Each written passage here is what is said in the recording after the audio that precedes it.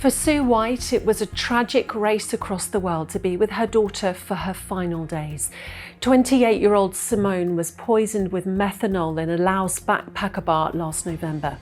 Now Sue wants action to prevent more people being killed. I'm Yasmin Bodalbhai, and this is what you need to know.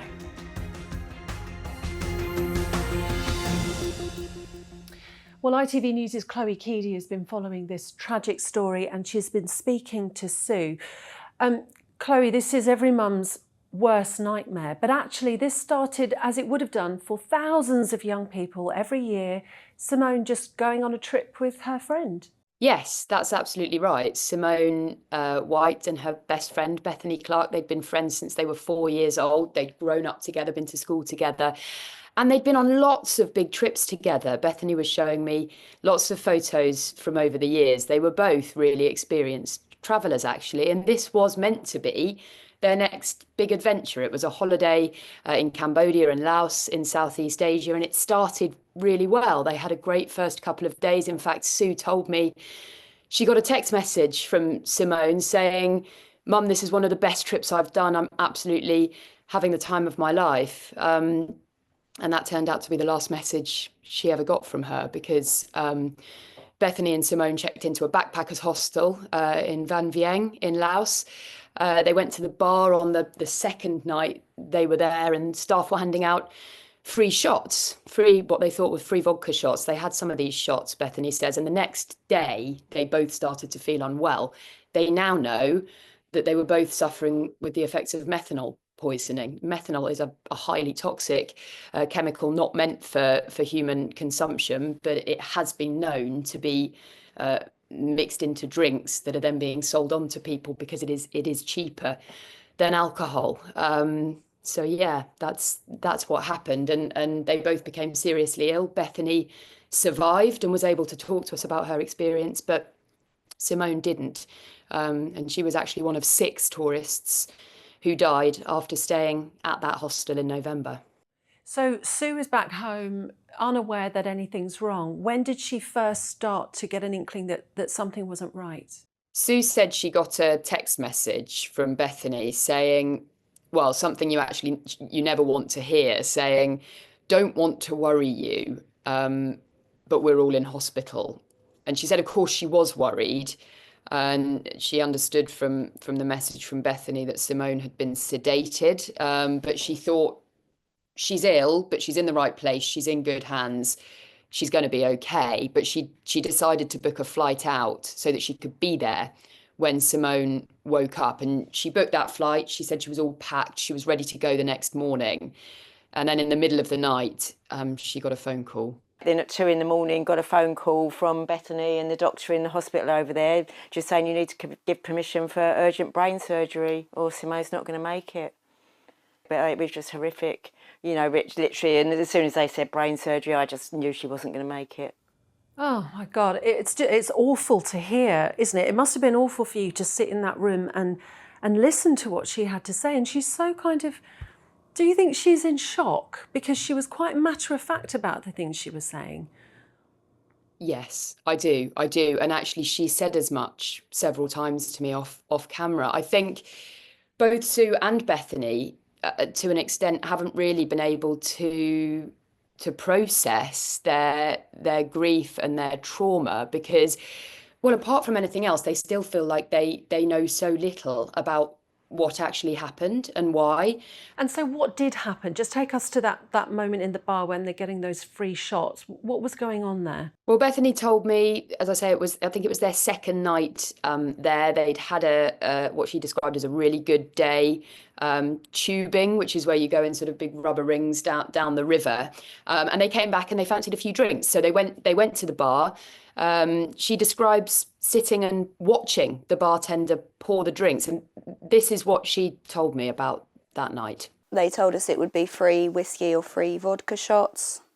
We don't really drink shots, so we were like, okay, well, we'll just get mixers. It was a glass bottle, just your typical vodka bottle, and then they'd lined up 3 shot glasses, and then I suspect we had about 5 or 6 there over the course of about 2.5 hours. And I just felt that when I was drinking it, I wasn't really getting a strong taste. Do you know what really strikes me about that is that this could happen to anybody, couldn't it? Because you just think you cannot see anything wrong with that drink. What kind of effect did it start to have on Simone and Bethany?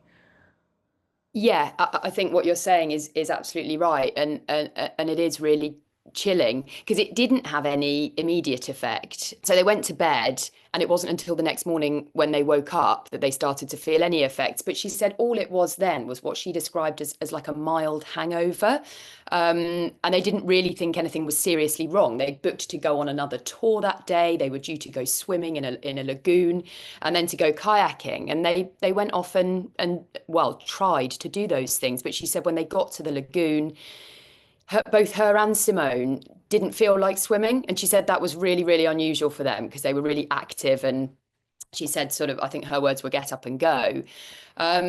She said she described feeling tired and lethargic, but physically so that she actually felt like her muscles couldn't move in the way that she wanted them to. And this was getting progressively worse, she said, so that by the time they actually got to the kayaking, they couldn't really take part at all. And she said both her and Simone were just sort of lying on the back of the kayaks, and other people had to do the paddling.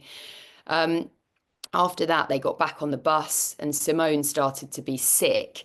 And at that point, Bethany went to see if she was okay, and she fainted. Bethany fainted.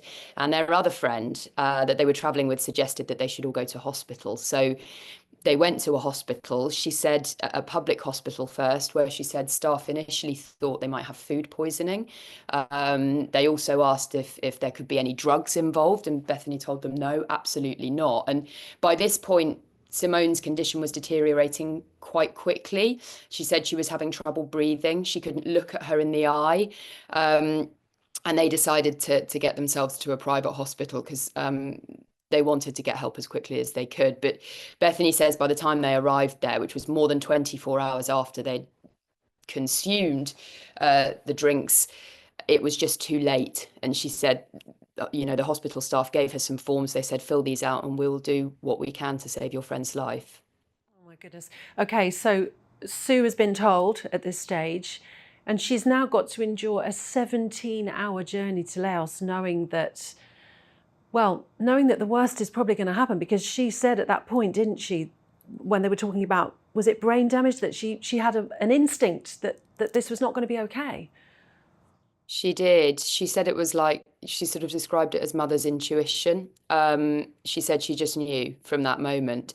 And she travelled on her own, 17 hours, as you say. And when she arrived at the hospital, she was expecting that brain surgery to have already taken place. But because of Simone's condition, they hadn't actually been able to operate on her. So she arrived just as Simone was being taken off into the operating theatre, and then they just had to sit and wait. You know, it took hours, that surgery, and unfortunately the news they got afterwards was that it hadn't gone well, and she was told, she says, that Simone had virtually no brain function left, and the doctors said to them it is just a case of waiting for her to pass away. And they sat with her for days, actually, her and Bethany. She said they talked to her. Bethany played her voice notes that had been sent by friends, and that eventually doctors explained to her that although Simone wasn't going to wake up, they actually couldn't switch off her life support machine for religious reasons, and she was told that she would have to do that herself. I literally turned off the machine, and then 30 seconds later the backup ventilator came into operation. It was just horrific. And the doctor came in again about 20 minutes later and said, oh, you're going to have to now take the tube out of her mouth. So, yeah, I mean, I had to do that as well. But I think it probably took an hour for us to actually terminate the ventilator. Nothing will ever compare to that. You know, what we all had to go through, really, in that hospital. It was just devastating. Before your interview, I didn't know that detail, and it is shocking, isn't it? It is devastating. I often feel this when we interview people who've had such a terrible tragedy. what makes them want to do this interview? There will be a reason, won't there? A burning reason why Sue needed to talk to you. Yes, there is. And that reason is that they don't want this to happen to anyone else. They want to raise awareness. They want to make sure that people know that it can happen.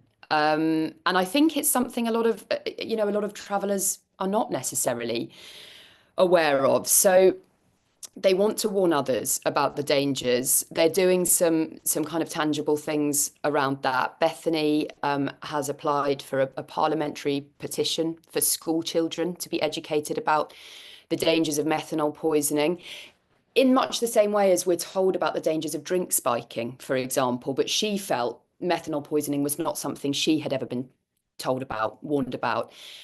Sue would like testing strips to be made widely available to travellers, perhaps at a small cost, but something that people could get and actually take with them so that they can test their drinks before they consume them.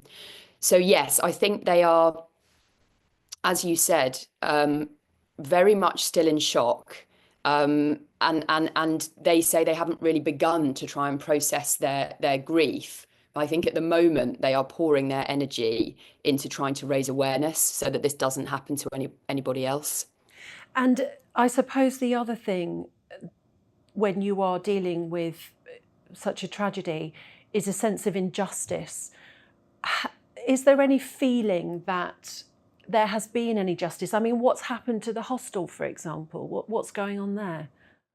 So the hostel was closed down pretty soon after all this happened, and as we understand it, it is still closed as things stand. The hostel owner has previously publicly denied any wrongdoing, but we know that he and several other members of staff were detained by police.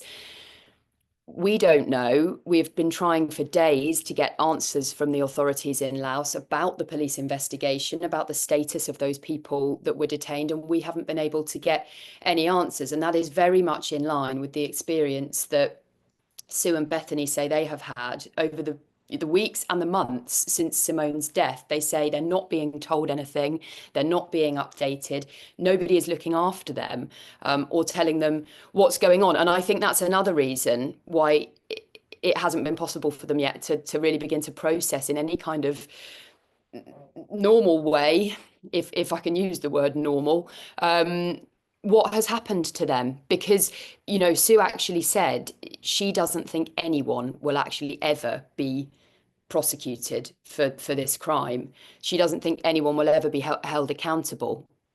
So she is having to deal with that at the same time as grieving for her daughter. It's just devastating, isn't it? And I think there's probably more to come on this, isn't there, Chloe? All right, Chloe, for now, thank you so much. Thanks. And for more on Simone's story, do head to itv.com/news or follow the link in the show notes. Until next time, thank you very much for joining us.